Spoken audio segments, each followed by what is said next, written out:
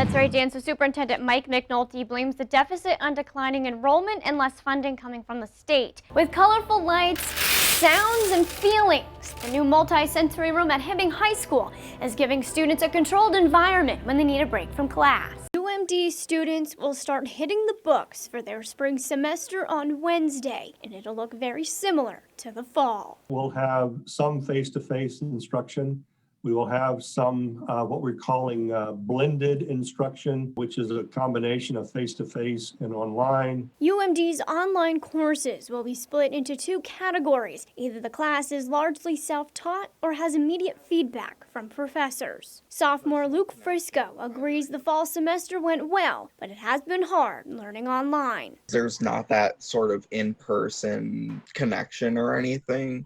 So even if it is like a class that you really enjoy, there's just not the sort of personal connection with either your professors or your classmates. UMD officials say 53% of students have at least one face-to-face class, something Frisco is looking forward to. Even just being on campus for whether it's dropping off a library book or going to work or something, even just being in presence of campus gives a sense of normalcy. UMD officials say they are continuing to follow CDC, state, and local health guidelines in order to limit the spread of COVID-19 on campus. So far, the school saw 600 COVID-19 cases between students, faculty, and staff. And that 600 number is not a bad number if you consider the fact that we have a University of Community of about 12,000. The campus has made changes to its spring break. Students will have 2 days off in March with 3 days off before final exams.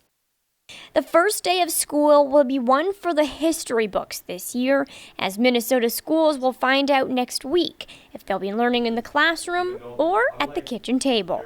We're focusing primarily on the scenario 2 and 3, which is a hybrid model and a total distance learning model. Educators in the Proctor School District are making plans now while they wait for the state to decide how school will work. One step being taken, new cleaning equipment. Tuesday was the first day staff were able to practice using it. What are we going to do if we have to sanitize and use disinfectant in a different manner? In February, we ordered a Clorox 360. Gosh, globally, there was such a demand that we received ours 2 weeks ago. Other measures being taken, new social distancing signage throughout the schools, all with the Rail Strong motto in mind. That, how people were putting X's on floors, and we wanted to brand our school as who we are and what we think of each other. And so it just makes sense to be Rail Strong and Rail Safe. Changes are not only being made in the classroom, but here out on the ice rink and the other sports in the Proctor School District.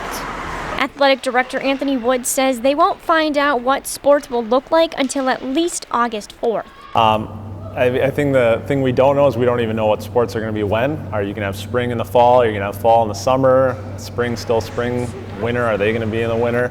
But one thing is for sure, educators are working to make school as normal as possible for students.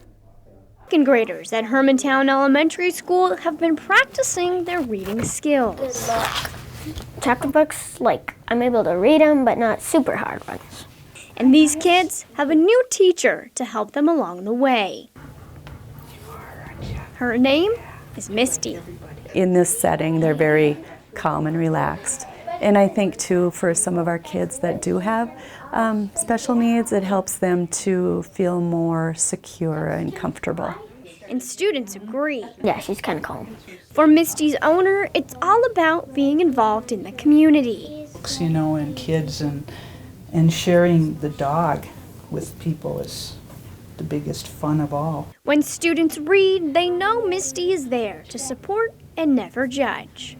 I love to see how different kids read at different levels. Misty's really non-judgmental, and they know that they can read to her and she doesn't care if they make a mistake.